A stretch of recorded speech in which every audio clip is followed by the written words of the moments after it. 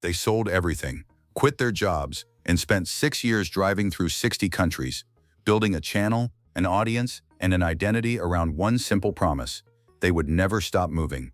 That couple is MH and Andy from Expedition Rove, and what most of their audience still doesn't fully understand is that the most ambitious trip they ever took wasn't the beginning of something new. By the end of this video, you'll know exactly what they decided long before they ever shipped that orange Land Rover to Africa, and why that decision changes the way you see everything they build. The story doesn't start with a Land Rover or a YouTube channel. It starts with a disaster. Mary Hannah Hardcastle, MH to everyone who follows her, grew up in Houston, Texas. She built a career in media and marketing, working across travel, motorcycle, and outdoor industry brands. She was good at it, passionate about it, and quietly desperate to do something bigger with her life than sit in an office. Andy Ellis grew up in the UK, served as a paratrooper in the British Army, trained as an electrician, then ended up as a Land Rover technician in Southern California, which is roughly as specific a combination of skills as you can possibly have and still have it all make sense later. They met in 2015. By the time their first real date rolled around, they'd already established that neither of them was interested in doing things the easy way. That date was a 2-week road trip through the Smoky Mountains. MH's Jeep Liberty, a trail guide that turned out to be badly outdated and absolutely no contingency plan. They got lost on the Appalachian Trail. Temperatures dropped below freezing. They ended up hitchhiking back to the vehicle. Most people would have called that a sign to slow down. MH and Andy called it a first chapter. From there, they started renting out their apartments on Airbnb to fund road trips across the American West, Salt Lake City to Lake Tahoe to Sequoia to Zion and back. They weren't filming a channel yet. They were just testing themselves, seeing how much discomfort they could handle before it stopped being fun. The answer, it turned out, was more than most people would ever voluntarily sign up for. But here's the part that changes everything about what you just heard. That testing phase ended in October 2018, when they made the call that redefined both of their lives. They quit their jobs, not took a sabbatical, not went part-time, quit. MH walked away from a career she'd spent years building in an industry she genuinely loved. Andy stepped off the path that had taken him from the British military to a technician bench in California. They upgraded to a Land Rover Discovery 3, packed it with everything they needed, and on December 10, 2018, pulled out of their Southern California driveway headed south.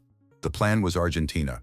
The route was the Pan American Highway, one of the longest, most grueling drives on the planet, winding through Mexico, Guatemala, Panama, Colombia, Ecuador, Peru, Bolivia, and beyond.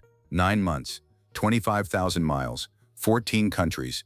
They drove through places most people only know from geography textbooks, camped in conditions most overlanders plan around avoiding, and broke down in ways that would have ended the trip for anyone less committed.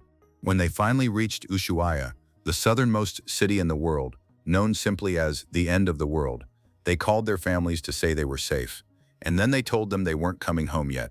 That moment, on the southern tip of Argentina, is where Expedition Rove actually began. Not as a brand strategy or a content plan, as a realization that they weren't done, had no intention of being done, and had no interest in pretending otherwise. They flew back to California, sold off nearly all of their remaining possessions, flew to the UK, and started building something new. A 2010 Land Rover Defender they'd impulsively bought at auction and named Tango.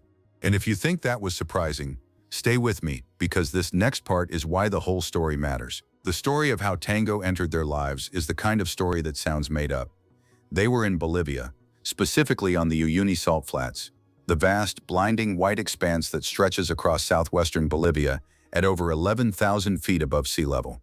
Andy was there completing a charity walk across the flats, blistered and windburned, when he started browsing vehicle listings online from a hotel room. He found a Land Rover Defender 110 at auction. Bright orange, 2010, 30,000 miles. The price was right. He pulled MH into the decision with a proposition. If they won the auction, they'd go to Africa. They won the auction. That's how you end up with a vehicle named Tango and a commitment to drive from Cape Town to Cairo, not through careful planning or a detailed budget, through a bet made on the Bolivian salt flats with cracked lips and aching feet. What followed was a full conversion: sleeping platform, a Lucop pop-top roof, interior living space, induction cooking, running water, turning Tango into something that could sustain 2 people across one of the most demanding continents on Earth.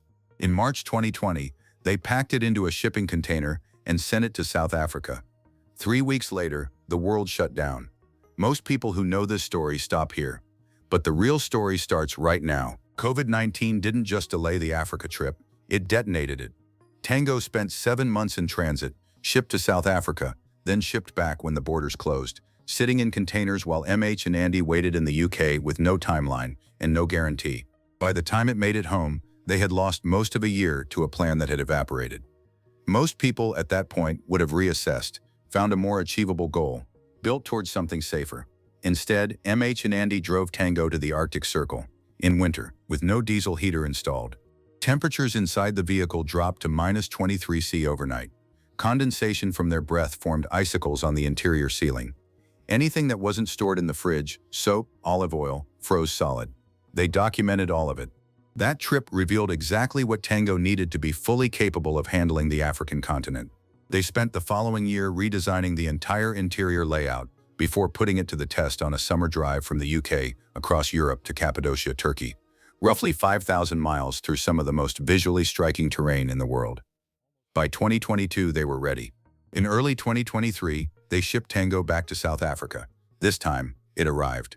Here's what the comments kept asking, and here's the answer they never got, until now. The Trans-Africa expedition ran from 2023 into 2024. Cape Town to Kenya on the east coast, then looping back through Namibia and pressing north along the west coast. Angola, the Democratic Republic of Congo, Nigeria, over 45,000 miles of tarmac, sand, river crossings, and unmarked roads across some of the most politically complex terrain on Earth. Sudan was in active civil war the entire time. It had broken out just as Tango arrived in South Africa. Rerouting west wasn't considered safe, so they drove east and held their course, moving toward the conflict zone and hoping the situation would change before they arrived. It was the kind of calculated risk that defined the entire trip.